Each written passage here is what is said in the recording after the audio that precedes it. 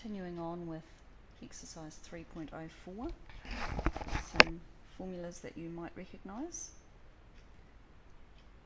Making u the subject of the formula. We've had AT added to u, so we'll need to do the opposite operation. The opposite of addition is subtraction, so u is going to equal v minus AT. Making t the subject, we'd need to subtract u and then divide everything by the a. Perhaps we'll just have a quick look at that. So v equals u plus AT. I can see that t has been multiplied by a and then added u, so to try and isolate the t we do the opposite operation. The opposite of adding u is to minus u. What you do to one side you do to the other. The u's will cancel. v minus u equals AT. This is a times t. The opposite of multiplying is dividing. We divide both sides by a. We'll cancel on the right hand side, and t will equal v minus u over a. Now for one like number 23, making r or t the subject, they're both similar sorts of questions. And this is a formula to do with interest. I think the first thing I'm going to want to do is to times by 100, because this has all been divided by 100, so if I do that multiplying, it means I eliminate the fraction as well, and I'll get 100i equals p times r times t. Now if I want to make r the subject, it's been multiplied by p and t. So you can do it in two steps and begin by dividing by p, both sides, and then you need to divide both sides by t, or you can do it in one step and simply divide by the product of the numbers that you want to eliminate. Because it's all multiplied, it's okay to cancel out any factors top and bottom that are the same, and I'm left with r equals 100i. You can keep it as p times t, and of course we don't actually have to write the times sign. Now number 24, we're going to make s the subject of the formula. So I can see the first thing I'm going to want to do is to get rid of the u squared that's been tacked on there, that's been added on later. So we'll minus u squared from both sides, which will give me v squared minus u squared equals, and if I'm minusing u squared from both sides, that will cancel from that side. v squared minus u squared equals 2as. Now I want to pull s, isolate s.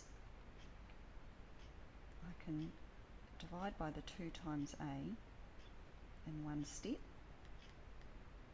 because this is all multiplied together. It doesn't work if it's addition or subtraction, but as long as all the different letters and variables are multiplied together, you can cancel top and bottom, and s will equal v squared minus u squared over 2a.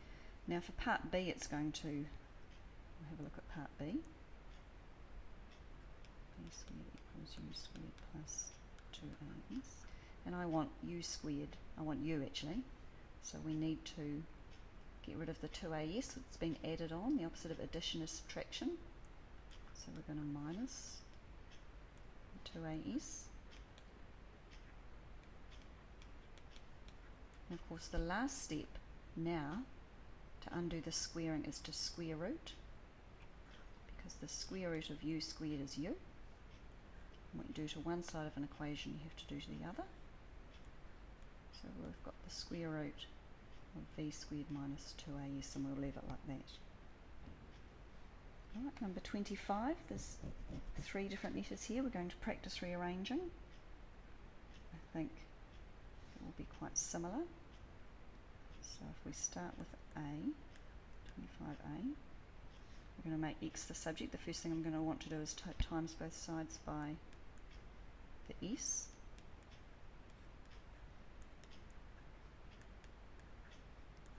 Cancel on that side. I get SZ. It doesn't really matter what order you write them in because they're multiplied.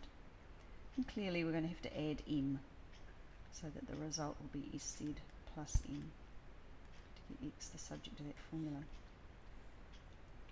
Now if we probably squeeze part b in here, once again we'll multiply by s both sides. Now I've got m as a negative here, so we need to think about how we might cope with that. There's lots of ways. I think I'm going to add m because it will keep it positive. Minus m plus m has eliminated it from that side. I've added it to this side, and now if I want to find m, I'm going to need to minus. You see, there's other ways to do that one as well, but that way keeps it all nice and positive. And we've got one left. We need to rearrange part C and make S the subject of the formula. And the only reason this one is a wee bit harder is because S is in the denominator, but we looked at that once before, what we can do with that. And I would times both sides by S to bring it out of the denominator, or cancel. And now of course if you want S on its own, this has just been multiplied by Z. We'll do the opposite operation. The opposite of multiplying is dividing by Z to cancel those out. What you do to one side, you need to do to the other. So I can see that S will equal x minus m over Z.